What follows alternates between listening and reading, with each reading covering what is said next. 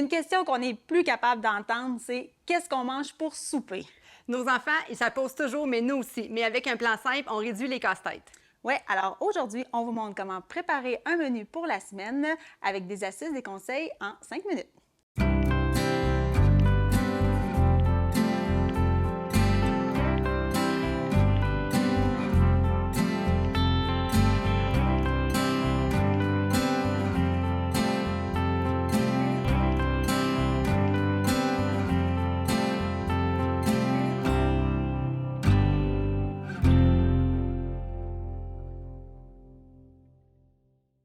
Bienvenue dans Plein l'assiette, l'émission qui vous cuisine des solutions.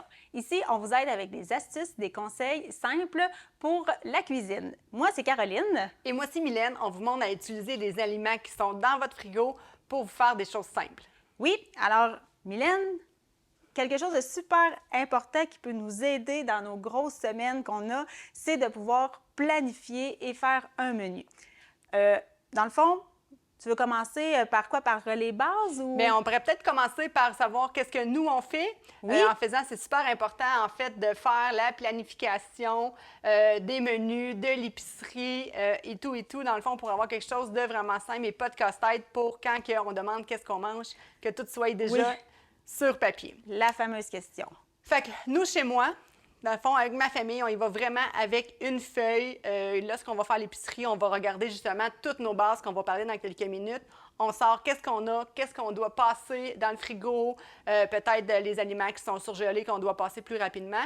Et c'est là qu'on part tout ça avec nos menus, avec nos bases, et ensuite on fait notre liste d'épicerie. OK. Bien, moi, il y a un peu de ça, mais moi, je cuisine beaucoup avec de l'inspiration et aussi ce qui est en spécial à l'épicerie. Fait que dans le fond, mon menu va se bâtir souvent avec ça à partir des circulaires qu'on reçoit au niveau des publicités des différents supermarchés. Puis je vois qu'est-ce qu'il y a et je bâtis mon menu en conséquence. Mais j'essaie justement aussi de passer avec ce qu'il y a dans le garde-manger pour ne pas avoir à racheter des choses et essayer de passer un peu de tout là, au niveau du garde-manger, justement, et des bases qu'on a. Oui, justement, commençons avec les bases. On a sorti quelques ingrédients que vous avez probablement dans votre garde-manger, vraiment pour vous aider là, à partir avec vos bases. Puis ensuite, vous allez pouvoir concevoir votre menu là, avec les circulaires et avec ce que vous avez le goût de faire. On pourrait commencer, Caroline, à faire des petits trucs. Là. Je pense que tu as apporté quelque chose pour nous aider aujourd'hui. Oui. L'important, c'est de sortir les ingrédients que vous aimez, que tout le monde aime, puis que les ingrédients que vous allez pouvoir utiliser plusieurs fois durant la semaine. C'est important, dans le fond, de passer ce que vous avez et non de rester avec tous des fonds de sac, des fonds de légumes au frigo. Donc, on essaie d'utiliser le plein potentiel des aliments. Si on commence, par exemple, avec le riz, qui est une super base que tout le monde a à la maison. Je pense que toutes les familles ont du riz. C'est quelque chose qui coûte vraiment pas beaucoup d'argent à acheter. C'est quelque chose qui est facile à cuisiner, rapide également. Puis moi, ce que j'aime, c'est de me faire cuire une batch de riz dans le frigo pour faire justement des menus avec ça dans la semaine. Fait que souvent, je vais avoir du riz déjà cuit. Parfait. Avec le riz, bien, on pourrait continuer avec cela, donnant quelques idées. Oui, j'ai mis 3 petites lignes parce que, dans le fond, un des astuces qu'on aimerait partager, c'est d'essayer de trouver au moins 3 repas avec les bases qu'on a. Fait que ça peut vraiment nous aider. Alors, on va continuer avec notre riz. Oui, c'est ça. Dans le fond, moi, c'est souvent du riz qui va accompagner soit du poisson ou un poisson ou un fruit de mer dans la semaine. C'est quelque chose qui est rapide à faire aussi. Ensuite, le fameux riz aux légumes, au poulet, ça aussi, c'est un incontournable, super facile à préparer un soir de semaine en revenant, avec surtout des choses qu'on a très souvent dans le frigo qu'on a préparé. On a préparé des légumes, du poulet qui a pu être cuit dans le week-end, puis il en reste qu'on a gardé. Fait que ça, un riz, poulet et légumes, c'est super pratique à mettre au menu dans nos bases. As-tu une autre idée avec le riz? Oui, avec mon riz déjà cuit, moi, je me fais souvent des bols de poké. OK. Donc, c'est souvent, ça va être ma base. Je vais me rajouter un petit peu de salade, des légumes. Après ça peut être des avocats, des œufs cuits durs. Donc, bol de poké, c'est un lunch froid, facile à emporter. Ça se mange rapide. Puis même les enfants aiment ça parce qu'ils peuvent rajouter ce qu'ils aiment à l'intérieur. Parfait. Y a-t-il une autre base que tu aimes utiliser? Bien, moi, c'est sûr que chez nous, les pâtes. Ah oui. Ça, justement, tiens, je vais te les Oui. laisser, je vais l'indiquer pouvoir- visuellement. Oui, c'est ça, pour bâtir notre menu. Ici, on a de l'orzo, mais ça pourrait être n'importe quel type de pâte alimentaire, des pâtes courtes, des pâtes longues, pour faire différents types de repas, parce qu'il y a d'autres choses à faire que le fameux spaghetti, là. Oui, oui, exactement. Un premier choix de menu que tu conseillerais à mettre avec nos pâtes, exactement? Mais je vais parler parce que moi, qu'est-ce que je fais? C'est vraiment salade de pâtes orzo avec une canne de thon. Je me mets des légumes à l'intérieur, puis ça me fait encore une salade froide. OK, Parce parfait. que moi, je passe tous les petits restants de légumes au frigo. Donc, pâtes avec une canne de thon, ça me donne ma protéine. Et c'est aussi bon pour le lunch le Oui. lendemain aussi. Oui. Alors, moi, je suis plutôt type tomate, sauce tomate. Justement, les conserves ici, c'est vraiment une très bonne base à toujours avoir dans le garde-manger. Alors, les soirs pressés, je rajoute tout simplement, des fois, ça va être avec un bœuf haché aussi qu'on peut avoir, mais j'aime bien un peu style là, à l'italienne, là, vraiment bonne sauce tomate, bien aromatisée, avec un bon pain. Puis ça se fait en 10 minutes. La sauce réchauffe, on fait cuire les pâtes. Fait que ça, c'est vraiment quelque chose qui peut être mis dans les menus de la semaine avec ce qu'on a déjà dans le garde-manger. Sinon, au niveau des pâtes... Quand j'ai plus de temps et que les enfants aiment vraiment bien, c'est vraiment un gratin de pâtes. OK. Je fais cuire les pâtes, je peux mettre des légumes congelés, les légumes que j'ai sur la main, une petite sauce Alfredo, du fromage, on envoie ça au four. Ça prend un petit peu plus de temps, mais il n'en reste pas. Tout se mange en un repas, puis avec On du voit pain. là ici on a commencé avec seulement 2 bases et on a déjà le choix là, de plusieurs repas Oui. et plusieurs choses sont polyvalentes qu'on peut modifier. On n'est pas obligé de toujours avoir le lundi, c'est du pâté chinois, le mardi, c'est ça, et de répéter. Ça permet vraiment de varier là, dépendant de ce qu'on a. Ensuite, Mais j'aimerais qu'on parle des œufs, parce que Oui. ça, c'est quelque chose qu'on a toujours dans le garde-manger. Bien, pas dans le garde-manger, dans le frigo. Oui, Parce oui. qu'en France, ils gardent leurs œufs sur le comptoir. Oui, exactement. Mais Oui, ici, oui. les règles sont différentes au Québec. Donc, les œufs, c'est quelque chose qu'on a partout. La première chose que j'aime vraiment pour les repas du soir, c'est souvent des grosses omelettes soufflées au four. Ah oui, Donc, plein de légumes, on casse les œufs, ça se fait dans le même bol, on fait pas trop de vaisselle, mais le fromage, les épices, on envoie ça au four selon justement la quantité que tu as faite. Oui, puis ben ça aussi, il y a les omelettes.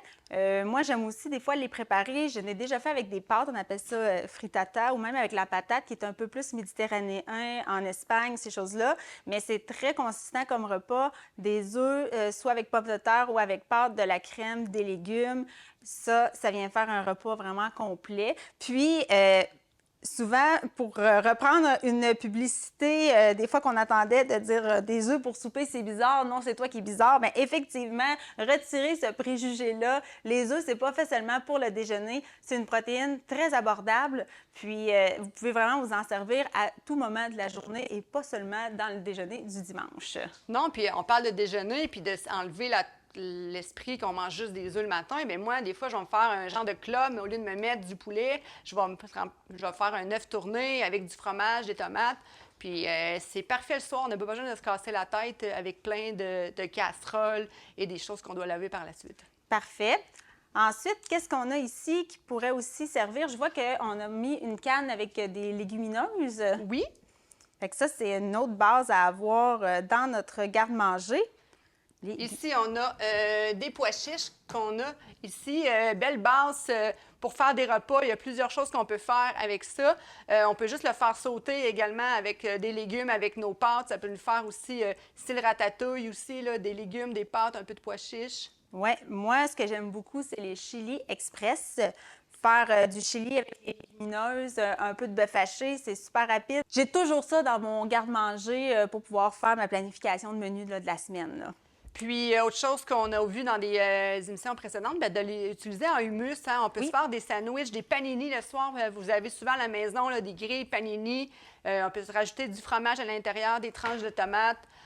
On n'est pas obligé, encore une fois, là, de faire quelque chose qui demande toujours 2 heures de cuisson. Là. Non, c'est ça, exactement. Alors, vous voyez, c'est quelques bases avec le fromage aussi, qui est moyen de faire sur le gratin, dans le chili, avec les pâtes. Ça aussi, là, c'est des choses incontournables à avoir par rapport à ça. Fait que là, une fois qu'on a établi un peu nos bases, on a une idée d'un peu qu'est-ce qu'on va faire, là, on choisit notre menu. On choisit notre menu, puis là, ça va être important de planifier nos repas de la semaine, de marquer justement les soupers de la semaine, les dîners, les lunchs. Puis je pense que tu as un outil à nous présenter. qui va être parfait pour vous aider dans votre structure. Oui. Alors, ici, on a un exemple de liste pour nous aider. Puis c'est super le fun aussi que la liste que vous choisissez, vous l'affichiez, vous la mettiez sur le frigo, que tout le monde la voit. Ça évite encore la question qu'est-ce qu'on mange pour souper parce que tout le monde y a accès. Fait que ça, une fois que vous avez regardé ce qui en était de vos bases, mais de vraiment venir inscrire. Oui, il y a des soirs où il y a un peu plus de place à l'improvisation, mais ça évite justement d'arriver à la dernière minute, d'avoir oublié de sortir un aliment du congélateur fait pour le souper, puis que là, ça vient tout changer. Il y a des compétitions de sport, il faut partir et ça nous arrive parfois là, d'arriver à la maison avec des imprévus. Puis, ou du monde en plus. Ou du monde en plus aussi. Fait que ça permet de mettre visible justement pour toute la famille. Fait que là, Mylène, on va faire un peu l'exercice de bâtir notre menu. Oui, exactement. En fonction, par la suite, d'établir un peu notre liste. Oui, dans le fond, c'est vraiment d'y aller en ordre. Hein. Vous avez vu, la première chose à faire, c'est qu'on y va avec qu'est-ce qu'on a, qu'est-ce qu'on doit passer. Et là, c'est là qu'on va commencer à élaborer là, dans notre menu de semaine. On peut, justement, comme tu as dit, là, se laisser peut-être 2 jours pour la créativité, peut-être de les restants, les fameux restants aussi, ou justement, on est invité à quelque part. Fait que moi, je pense que de faire un menu sur 5 jours, c'est quand même super bien. Puis après ça, on improvise. Mais c'est important de le marquer. Puis, comme tu dis, bien, tout le monde le voit. Puis si on a des choses à sortir du congélateur, bien, ça permet de planifier aussi, de le sortir peut-être une journée ou 2 d'avance. L'avantage d'avoir une liste qui a le menu et aussi les ingrédients, ça permet de déjà commencer à bâtir notre liste d'épicerie et ne rien oublier pour que quand on vient pour faire à manger. Oui, exactement. Puis ça te permet de tout prendre une fois. Puis tu vas aller faire ta semaine ou peut-être même 2 des fois. Puis il y a juste des petites choses de dernière minute. C'est ça, exactement. Avec les bases un peu qu'on s'est bâties, on pourrait un peu montrer. Oui, tu veux me passer le tableau des bases par ici? Oui. Donc, avec les bases, qu'est-ce qu'on a ici? Dans le fond, on est allé avec le riz puis le poisson. On pourrait commencer, exemple, avec un plat de poisson à quelque part un soir. Ouais. Je pense que ce serait une bonne idée. Comme vous voulez, en fait, les journées sont là, mais elles ne sont pas obligées d'être respectées à la lettre. Là. Vous mettez 5 journées, puis des fois, vous pouvez changer là, selon ce qu'il y a à faire. Fait que je pense qu'un riz-poisson pourrait être bien. Oui, puis dépendant de votre dynamique de famille, au niveau du déjeuner, des dîners, ça aussi, c'est vraiment à votre aise. Mais pour planifier les lunchs, ça vous permet après ça de prévoir peut-être, ah ben oui, on va faire ça en boîte à lunch. Fait que ça aussi, au niveau de vos achats, ça peut venir là, vous aider à vous inspirer pour les fameuses boîtes à lunch. Mais c'est exactement ce que moi j'aurais fait. Dans le fond, le mardi, par exemple, le midi, j'aurais marqué bol de poké parce que je sais que j'aurais eu du riz de la veille et je peux utiliser des restants de légumes du frigo. Oui, c'est ça. C'est toutes des petites associations qu'on peut se faire. On continue le menu peut-être avec une pâte. Oui. Les pâtes un peu, un gratin. Oui, ça peut être un gratin. Parfait. Ça, c'est quelque chose qui se cuisine aussi très bien, soit un dimanche soir parce que c'est un peu plus long. Puis, ça permet là, de prendre un petit peu plus de temps en famille dans la cuisine. On va peut-être moins faire ça en plein soir de semaine. Fait que ça aussi, dépendant de ce que vous choisissez, jugez de votre temps que vous avez. Mettez-vous pas une méga pression du gros souper quand vous savez que vous avez juste 30 minutes pour faire le souper. Fait que c'est à réfléchir quand vous mettez vos journées. Mais tu sais, chez nous, on sort notre agenda. Dans le fond, on a des agendas numériques. Puis là, on regarde, est-ce qu'on a des réunions le soir? On a-tu des meetings? Est-ce que je suis présente? Je ne suis pas présente? Puis là, ça l'incite. Il y a une incidence sur le choix du repas aussi. Après ça, on est capable vraiment plus de les placer. Fait que ça, chez nous, c'est vraiment important de regarder qui va être là pour faire le souper puis qui peut le faire aussi. Oui, c'est ça. C'est ça aussi. Oui, toi, moi, j'ai pas cette réalité-là. Je suis la seule à m'occuper de l'alimentation familiale, mais quand on est plusieurs à cuisiner, ça peut être parfait aussi pour prévoir. L'avantage que j'ai de ça, c'est que les enfants qui sont plus vieux ou adolescents peuvent se permettre de partir certaines choses en le sachant. Parfois, il y a des cuissons, réchauffer le four, tout simplement préparer certains aliments ou légumes qu'ils peuvent faire en revenant de l'école, puis ça vous donne un bon coup de main. Ça rend un peu plus d'autonomie, qui n'est pas mauvaise dans le fond. Puis ça les implique dans la préparation des repas tranquillement vers la vie d'adulte et sont beaucoup plus outillés quand on les a impliqués plus jeunes. Là. Oui, puis c'est une bonne structure à avoir aussi d'être organisé. Oui. On peut continuer, par exemple, avec une recette avec des œufs. Par exemple, Club Sandwich, je trouve que le vendredi, ça nous tente moins de cuisiner. ou le jeudi. Puis, là, il peut y avoir des restants aussi. Il peut y avoir là. beaucoup de restants de la semaine, donc c'est quelque chose qui se fait rapide. Parce que moi, je suis la première, quand j'ai fini ma semaine le vendredi, il faut que ça soit très rapide. C'est dangereux. C'est dangereux d'avoir le restaurant. Oui, c'est ça. C'est dangereux d'avoir la pizza commandée. Oui. Ça aussi, c'est des petites choses qu'on peut se permettre, mais pas à toutes les semaines. Puis souvent, on a déjà même un peu les aliments, les bases chez nous. Oui, parce là. qu'avec des tortillas comme ça, de la sauce de tomate, du fromage, bien, vous venez de faire des petites pizzas rapides. On peut se rajouter un petit peu de poulet effiloché, puis tout le monde est content où on met les aliments qu'on veut dessus. Oui. Des fois, on a déjà à la maison, facile à faire au lieu de peser sur le téléphone ou appeler Uber. Oui, exactement. Ensuite, bien, par rapport à ça, au niveau de la liste d'épicerie, est-ce que tu as des petits cues pour Bien, nous quand on aider à optimiser là, justement notre temps? Puis... Bien, moi, j'ai aimé tantôt ce que tu as dit, on regarde les circulaires. Dans le fond, tu peux y aller avec les applications ou les différentes façons d'aller voir les prix en ligne. Chez moi, on le fait moins, de regarder les prix. Mais chez toi, c'est peut-être de nous parler de la façon que toi, tu regardes les prix quand tu vas faire l'épicerie ou les circulaires. Oui, bien, souvent, je reçois les circulaires le jeudi, un peu avant. Je regarde un peu. J'ai pas énormément de choix. C'est une autre réalité. En milieu rural, on n'a pas un énorme choix au niveau des épiceries, puis commencer à faire 3-4 épiceries. Mais c'est là que la planification fait que je vais m'organiser avec ce que mon épicier offre, justement, ce qu'il y a au niveau de la protéine en spécial, des légumes, ces choses-là. Je vais plus me servir des circulaires pour prévoir mon menu en fonction de ce qu'il y a. Pas nécessairement de courir les aubaines dans 3-4 épiceries, qui n'est pas ma réalité puis que je ne peux pas faire. Mais il y a tellement de possibilités et de recettes qu'on peut trouver en ligne et tout que, justement, il y a moyen de se débrouiller avec ce qu'on a là. C'est exactement, si tu n'as pas de poisson en spécial cette semaine et tu as du poulet, tu peux remplacer ton riz avec du poisson par du riz au poulet. Oui, notre riz aux légumes qu'on disait tantôt. Là. C'est ça, c'est vraiment la base pour vous partir. Puis après ça, on regarde là, tout ce qui est en spéciaux ou des choses comme ça selon vos habitudes. Mais il faut faire ça simple, efficace. Puis il ne faut pas que ça devienne une corvée. Parce que si ça devient une corvée, là, vous n'allez plus avoir le goût de le faire. Fait qu'il faut vraiment le faire, puis avec plaisir, puis il faut que ça soit simple. Oui, puis quand on est très structuré comme ça au niveau à l'épicerie, on économise beaucoup de temps parce qu'on le sait, là, on ne se le cachera pas, on fait nos épiceries en étant des travails à temps plein et tout. On est dans les mêmes heures que tout le monde. C'est un peu le chaos dans les épiceries. Ça nous fatigue, on devient fatigué à la maison. Fait que d'avoir une structure comme ça, premièrement, ça nous permet d'être plus efficace et aussi de ne pas... acheter un peu n'importe quoi sur le vite fait pour avoir des choses qu'en fin de compte, on n'utilisera même pas ou qui est en double déjà dans le garde-manger. Mais ça, moi, j'ai une petite astuce pour ça. Je ne sais pas comment toi, tu fonctionnes pour ta liste d'épicerie, si tu es plus papier là, ou numérique. Exactement cette feuille-là, moi. Oui, bon, ben moi, chez nous, ça ne fonctionnerait pas parce que c'est le genre de truc que j'oublierais à la maison. J'arriverai à l'épicerie avec ma liste et rester à la maison. Alors, ce que j'ai fait, c'est que moi, j'ai refait ma liste... Vous allez pouvoir avoir toutes les informations, cette feuille-là aussi, sur notre site web, sur pleinassiette.com. Vous allez pouvoir retrouver ce qu'on utilise, là, Mylène et moi, pour s'organiser en semaine. Mais ce qu'on a, moi, c'est une liste familiale. C'est une liste familiale au niveau de l'épicerie. Je peux aussi rentrer mon menu. J'ai le même tableau ici qui est mis là. Les enfants voient qu'est-ce qu'il y en est. Mais ce que j'aime, moi, c'est que quand il n'y a plus de produits dans la maison et qu'il faut renouveler, c'est eux qui viennent identifier ce que je dois aussi acheter. Fait que ça évite au niveau de la charge mentale de « t'as pas pensé acheter ci, t'as pas pensé acheter ça ». Ça aussi, c'est une responsabilisation et une autonomie que j'ai fait chez moi.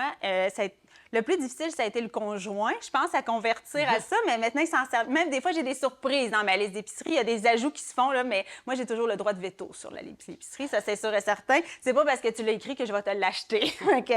Mais ça m'aide vraiment beaucoup parce que si je décide un soir que j'y vais le jeudi au lieu du vendredi pour X raisons, des fois, ça y va un peu dernière minute. Mais je l'ai toujours sous la main. Je suis efficace. Des fois, je claire ça en même pas 30 minutes. Je suis ressortie avec ce que j'avais besoin. Et pas, je pense qu'il manque ci, je pense qu'il manque ça. Des fois, je lâche un petit call à la maison. Est-ce que tu peux faire une tournée pour t'assurer? Fait que là, bien, c'est ça. Puis là, bien, ça leur permet, quand ils vident la boîte, au lieu de me laisser la boîte vide dans le garde-manger, qui ici a des boîtes vides dans le garde-manger, des fois, de biscuits, hein? Je sais pas si ça t'arrive chez vous, mais moi, ça m'arrive, là. Bien, nous, on n'a pas la boîte vide, mais ils ne l'écrivent pas. OK. Fait qu'ils l'ont pas. Fait que tant qu'ils l'ont pas écrit, ils ne l'obtiennent pas. Mais nous, ça fonctionne très bien, le format papier. Puis je pense qu'il faut s'adapter à notre réalité, à ce qu'on est habitué de faire. Moi, chez moi, ça ne fonctionnerait pas, le système du téléphone. Mais par papier, on commence vraiment, on l'utilise depuis quelques mois, puis on commence vraiment à apprendre justement le beat de tout ça. Les gars, ils écrivent leurs choses, puis des fois, ils disent on ne l'a pas acheté. Oui, oui, mais c'est parce que tu ne l'avais pas écrit. Donc, ils l'écrivent, puis la semaine d'après, c'est ramassé. Mais nous, on part avec le papier, puis c'est souvent une sortie de couple d'aller faire l'épicerie le samedi matin, nous autres.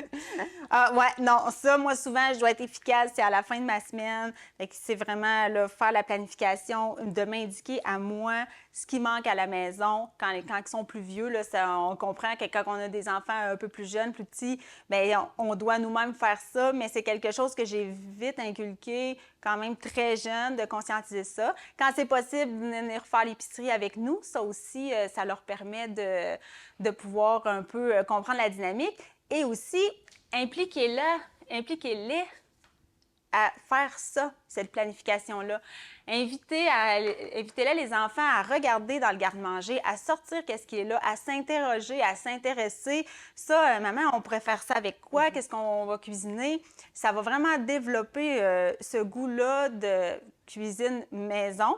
Comprendre aussi les aliments, quand on utilise en plus des aliments qu'on peut avoir du Québec, ces choses-là, les conscientiser aussi sur d'où ça vient. Comme tu me parlais tantôt ici, bien, des œufs au niveau de la ferme, Oui. bien, qu'il y a des gens qui travaillent pour ça. On a des producteurs dans la région là, qui nous permettent d'avoir des produits frais, là, justement. Là. Fait que ça, c'est une autre façon de faire l'éducation en planifiant notre menu quelques minutes là, par semaine avec eux aussi. Là. Puis, c'est important de la planification parce que, justement, tu l'as dit, des fois, on est vraiment pressé à l'épicerie, puis le faire avec, en section, tu sais, fruits et légumes, les viandes, les produits.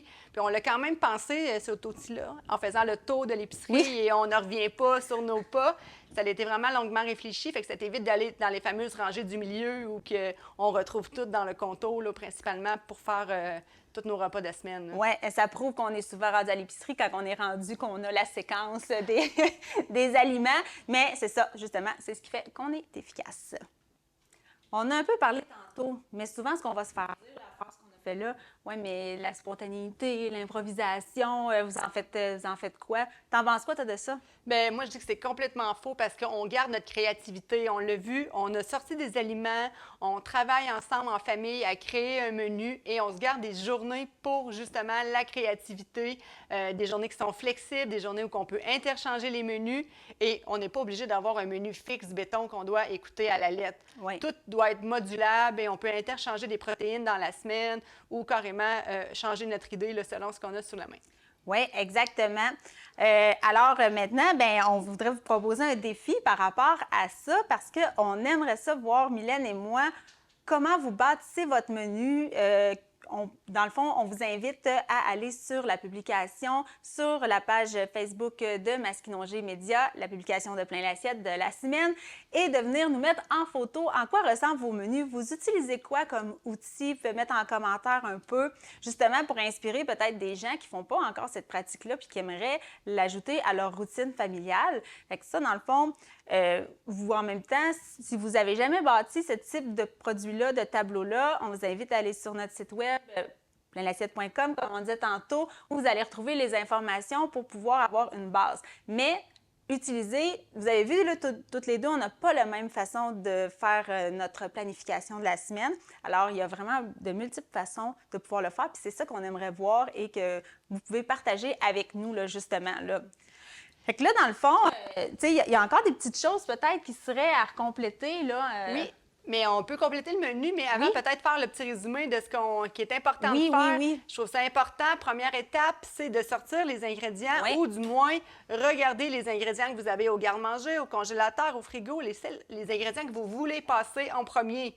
Si vous ne les regardez pas, vous allez juste les oublier là et jamais les utiliser. C'est un peu le principe du facing à l'épicerie, là, de prendre ce qui est dans le fond puis de ramener ça à l'avant.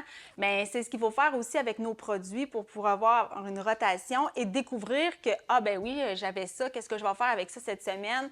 Encore là, on évite un peu du gaspillage et des aliments qui ne sont pas consommés là, du tout parce qu'on les a oubliés dans le fond du garde-manger.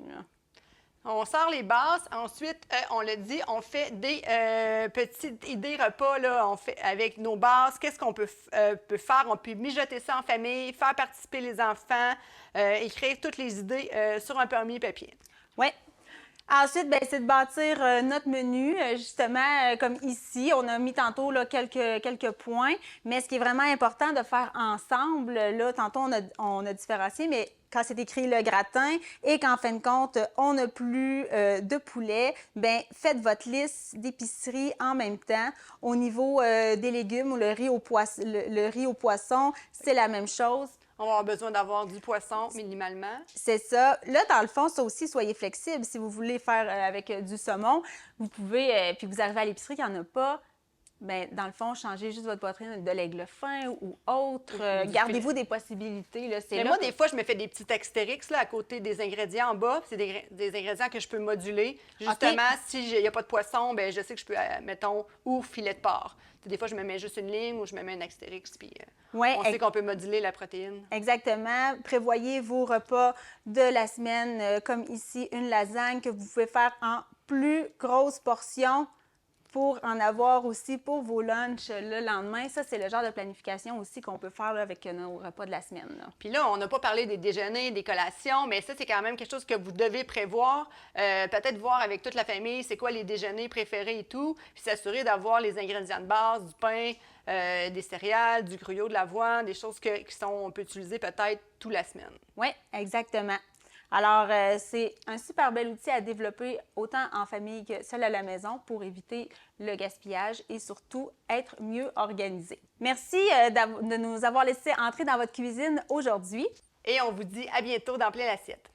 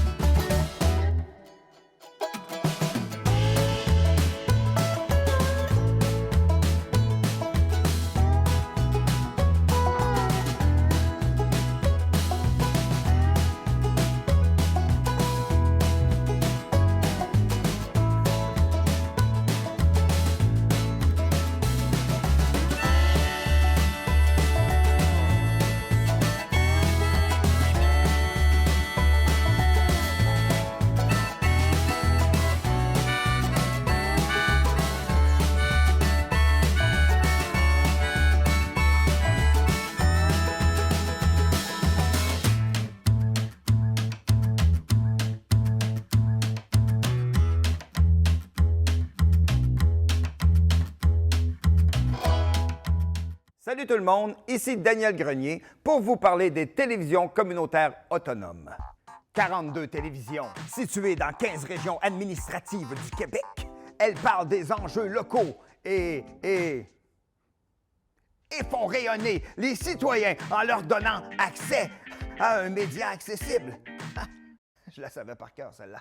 Ensemble, encourageons les télévisions communautaires autonomes. Ah, ça roule encore? J'ose ma télé communautaire.